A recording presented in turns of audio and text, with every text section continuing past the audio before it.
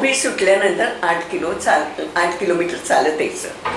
यामध्ये काय व्हायचं, मी पूर्वी सातारला होते. माझी नात ICU मध्ये होती जवळ 30 महिने व्हेंटिलेटरवरती. नमस्कार शोभाताई. नमस्कार स्मिता. नमस्कार. तर तुझं अंतर्मनाच्या गुजगोष्टी करायला स्वागत आहे. क्या बात है.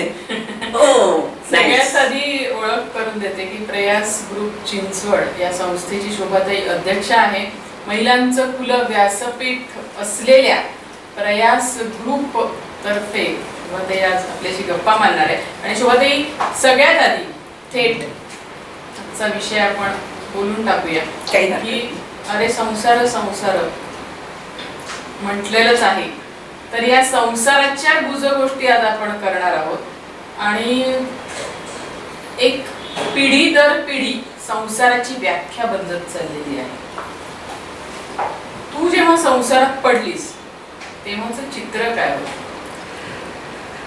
खरं तर आम्ही संसारात 45 वर्षापूर्वी पडले. त्यावेळेचा काळ वेगळा होता.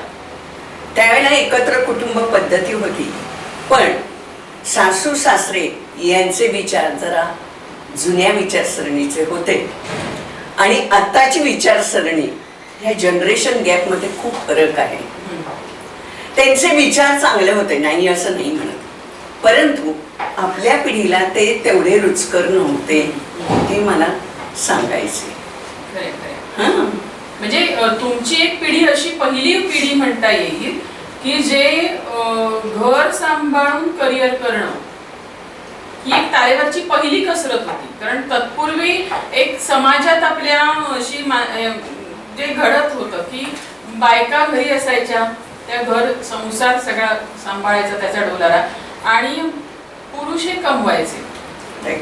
तर ही पद्धत जेव्हा बदलली आणि एक कमावती सून घरात आली, त्यानंतर त्या सुनेच्या भूमिका काय काय होत्या? खरं तर ज्या वेळेला आम्ही लग्न झाल्यानंतर नगरमध्ये आले त्यावेळेला मी नोकरी करत होते. नोकरी करून घरातला व्याप सांभाळायचं ही खरोखरच तारेवरची कसरत होती. 4 माणसं जरी घरात असले तरी त्यांची मनं सांभाळणं, त्यांच्या आवडीनिवडी सांभाळणं आणि त्याचबरोबर बाहेरच्या समाजाशी वातावरणाशी जुळून घेणं आणि कार्यालयाच्या वातावरणाशी जुळून घेणं, मग ते ऑफिसमध्ये जाण्या येण्यासाठी होणारी धावपळ, घरातल्या जबाबदाऱ्या, स्वयंपाक पाणी, बाहेरच्या व्यावहारिक गोष्टी यांची सांगड घालणं हे अतिशय जिकिरीचं काम होतं. पण ओव्हरऑल दिनचर्या काय असायची? दिनचर्या म्हणजे सकाळी उठायचं, सगळ्यांचा चहा करायचा, त्याच्यानंतर आमचं घर होतं ते वाड्यामध्ये होतं. 22 बिराड करू आणि त्या बिराड करूंना तेवढा पाण्याचा पुरवठा होण्यासाठी हौदावरती बादल्या ठेवल्या जायच्या. मग ते 22 बादल्या पाणी भरायचं प्रथम एकटीने. हो, कारण तो काळच तसा होता. आणि ते पाणी जवळजवळ 100 मीटर वरती होतं. ते पाणी भरल्यानंतर मग कणिक तिंबायची, किचन मधली काही कामं करायची, त्याच्यानंतर 2 बादल्या धुणं धुवायचं, सगळं आवरायचं, भाजी पोळी सगळं करायचं, किचन ओटा स्वच्छ करायचा आणि डबा भरायचा. त्या काळात नगरमध्ये बसची सोय नव्हती, म्हणून मग 8 किलोमीटर चालत ऑफिसला जायचं. आणि ऑफिसला गेल्यानंतर तिथं फ्रेश मूड मध्ये राहून सगळं कामकाज बघायचं. परत 8 किलोमीटर चालत आणि पुन्हा ऑफिस सुटल्यानंतर 8 किलोमीटर चालत यायचं. यामध्ये काय व्हायचं, मी पूर्वी सातारला होते तर त्यावेळेला 10-10 मिनिटाला बसेस असायच्या. पण ऑफिसमधनं घरी आल्यानंतर जीव अगदी रडकुंडीला यायचा की आपण काही अरण्यात पडलोय का असं वाटायचं. पण तरी सुद्धा प्रत्येक आव्हानं झेलण्याची हिंमत अंगामध्ये होती आणि ती आव्हानं झेलत 40 वर्ष नोकरी पाटबंधारे खात्यात यशस्वीरित्या मी केलेली आहे. आणि ते सुद्धा घरातला विश्वास संपादून घरातल्या सगळ्या जबाबदाऱ्या सांभाळून मी पार पाडलेली आहे. टास्क आहे हा. म्हणजे आपण आत्ता म्हणतो कारण आपल्या हाताखाली काम मदत करायला ताया मावश्या येतात, त्या स्वयंपाक करत असतात, भांडी मुली करत असतात, पण हा तुमच्या काळातला खरंच रिव्होल्युशन होता असं म्हणूया आपण. हो, नक्कीच. की एका पिढीकडनं दुसऱ्या पिढीकडे. आणि एक म्हणजे प्रेक्षकांना सुद्धा ही गोष्ट पटेल कदाचित जे या पिढीचे बघत असतील की माझी सासू माझ्याशी असं वागली म्हणून मी माझ्या सुनेशी असं असं वागणार आहे. आणि ते जे एक पायंडा पडत गेला घरातला संस्कारांचा म्हणूया आपण, किंवा मी हे केलं तर तू ते करायलाच हवंस, हा जो एक अट्टाहास होता. तर आता मी थोडं तुझ्या पुढच्या पिढीकडे येते की तुला दोन्ही मुलगे आहेत, 2 सुना तुझ्या घरात आलेल्या आहेत आणि दोन्ही वेगवेगळ्या क्षेत्रातल्या सुना आहेत जे तू सगळं, आणि एकत्र कुटुंब आहे. हो. तर माझी सासू, मी आणि माझी सून, तर ह्या ट्रान्सफॉर्मेशन मध्ये तू स्वतःमध्ये काय बदल केलेस? असं आहे की एकत्र कुटुंब म्हणजे काय, तर माणसांच्या नाती जेव्हा एकत्र येतात, समूह एकत्र येतो, त्याला एकत्र कुटुंब पद्धती म्हणतात. मग त्या एकत्र कुटुंब पद्धतीमध्ये वावरणारे सगळे लोक, त्यांचे स्वभाव, त्यांच्या आवडी, त्यांच्या निवडी, त्यांच्या मनाचे रंग याचा अभ्यास करावा लागतो. आणि ज्या वेळेला मी स्वतः सासुरवास भोगला, तो सासुरवास येणाऱ्या नवीन मुलींना होऊ नये याची दक्षता मी पहिल्यापासूनच घेण्याची सुरुवात केली. ते मी जवळ अतिशय पाहिलेलं आहे की एका सिस्टीमने तुमच्या घरात तुम्ही सगळे राहता. 11:30 नंतर किचन तुमचं क्लोज असतं स्वयंपाक करून. अगदी. आणि दिवसभरात 11:30 नंतरचा वेळ हा प्रत्येकासाठी, महिला वर्गासाठी घरातला मोकळा असतो. नक्कीच. आणि मला हे खूप कौतुक आहे, म्हणजे हे मी पाहिलंय तुझ्या घरात म्हणून मी सांगू शकते की प्रत्येकाने आपापलं गरम करायचं, आपली हौस भागवायची आणि आपापलं वाढून घ्यायचं. ही सिस्टीम जी आहे ही अनेक घरांमध्ये जर लाभली गेली तर कदाचित अनेक स्त्रिया म्हणतील की वा. कसं आहे माहिती का, जेव्हा नववधू आपल्या घरी येते तेव्हा तिच्या आवडीनिवडी, तिचं राहणीमान, नवीन लोक आणि नवीन लोकांचे स्वभाव हे तिला माहिती नसतात. आणि जेव्हा ती स्वयंपाक करते, अनेक पदार्थ, अनेकांसाठी अनेक फरमाईशी असतात आणि एवढ्या सगळ्यांच्या फरमाईशी पूर्ण करणं हे तितकंच अवघड असतं.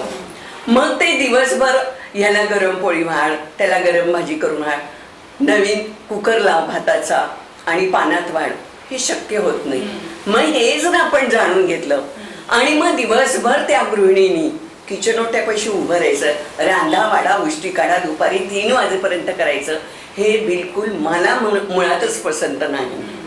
कारण काय माहितीये का, स्त्रीला स्वतःच्या छंदासाठी, स्वतःच्या आवडीसाठी, मग ते वाचन असो, कला असो, कुठलीही गोष्ट असो, ती करण्याची मुभा त्या कुटुंबात तिला मिळायला पाहिजे. बरोबर आहे ना. आणि म्हणून मी दोन्ही सुनांना सांगितलं, नाही बाई, 11:30 पर्यंत तुमचा किचन ओटा क्लीन व्हायला पाहिजे, त्याच्यानंतर तुम्ही तुमचे छंद जोपासायचे. 5 वाजता मात्र चहा सगळ्यांना करायचा. मग तो तुमच्या नवऱ्याने करा नाही तर तुम्ही करा, कोणीही करा, पण 5 वाजता चहा हा पाहिजेच. हे एक रुटीन ठरलेलं आहे. संध्याकाळचं जे रुटीन आहे, 8:15 म्हणजे 8:15 सगळ्यांनी एकत्र बसून जेवायचं. एकत्र बसून का जेवायचं की त्यानिमित्ताने गाठीबेठी, दिवसभरातला आढावा हा सगळा कळतो. कुणाच्या काही अडचणी असेल तर जेवताना विनोद वगैरे करून अडचणी पण सोडवल्या जातात. म्हणून एकत्र जेवणं हा सगळ्यात महत्त्वाचा, एकत्र कुटुंब पद्धतीतला महत्त्वाचा भाग आहे. कारण एकत्र जेवण्याने समाधान, शांतता, सुख मिळतं. खरंच आहे. 1 मील किंवा 1 डिनर तुमचं एकत्र व्हायलाच पाहिजे की जेव्हा छान गप्पा होतात, की जो टेलिव्हिजन समोर नाही आणि मोबाईल समोर नसतो, तो वेळ एक स्वतःच्या कुटुंबासाठी असतो. जेव्हा तुम्ही एकत्र कुटुंबात राहता.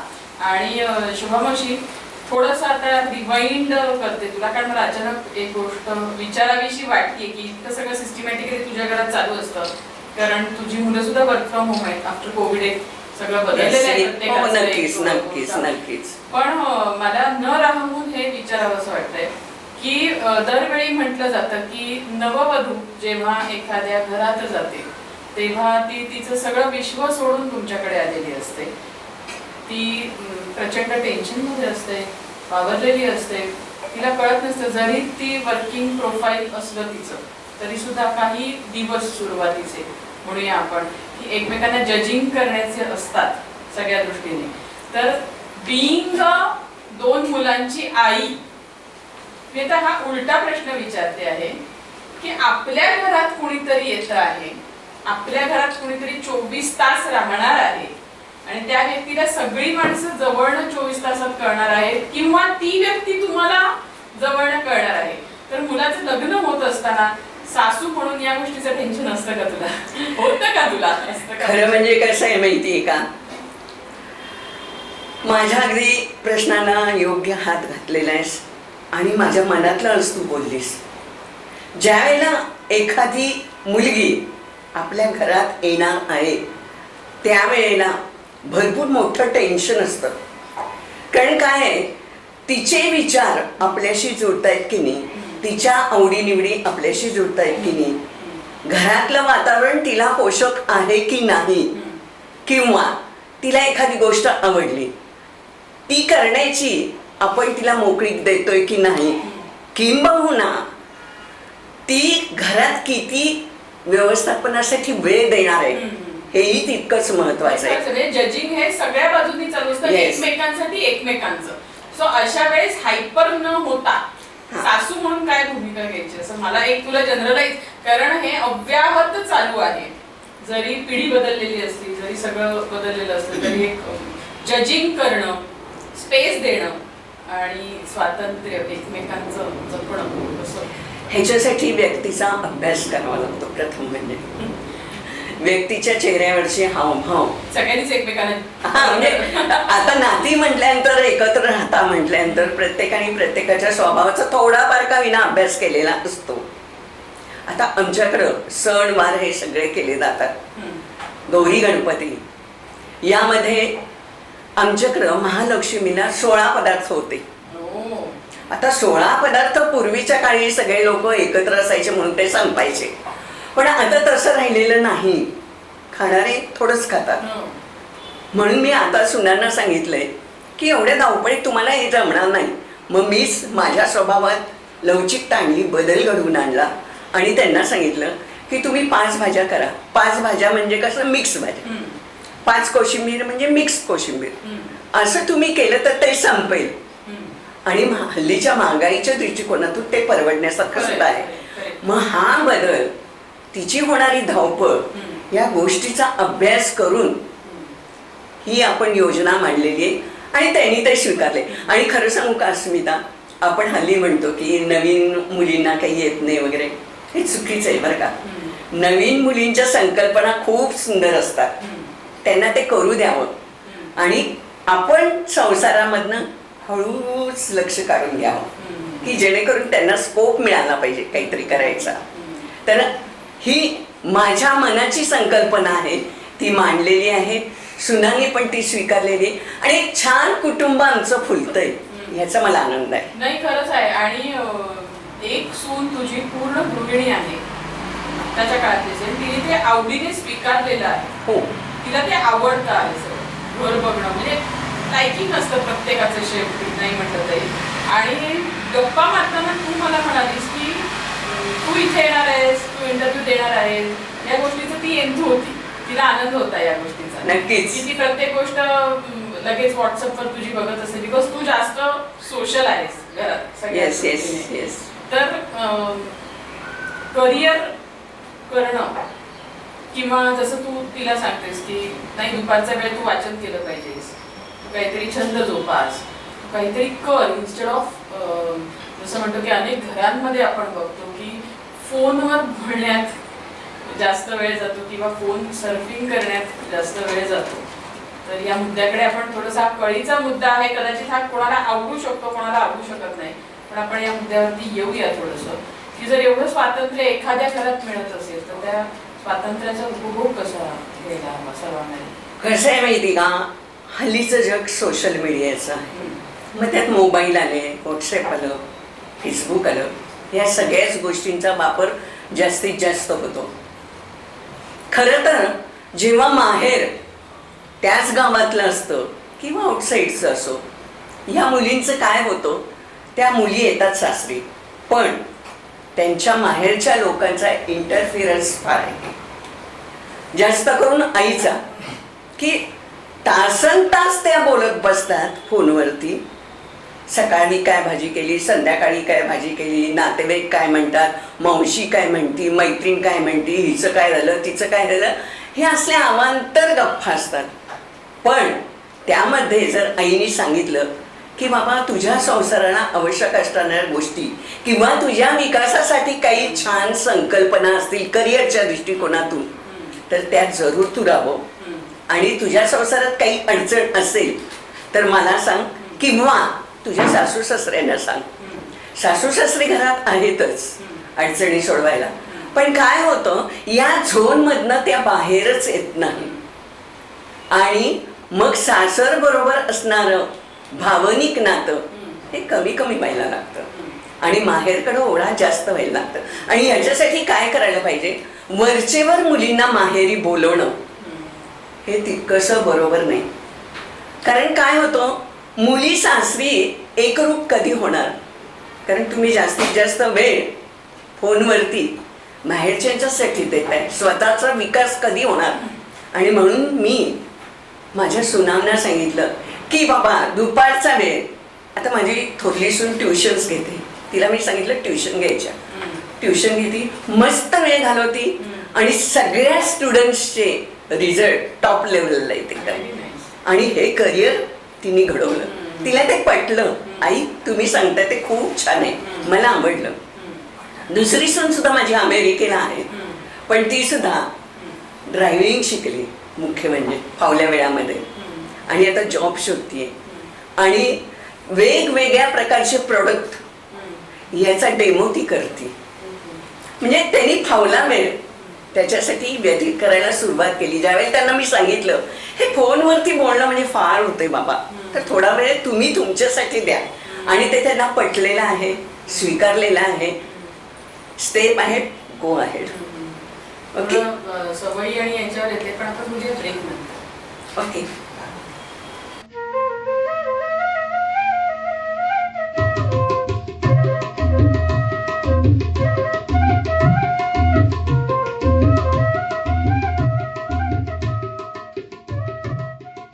ब्रेक नंतर पुन्हा सासूची भूमिका मला कळलेली आहे तुझी घरात की काय आहे.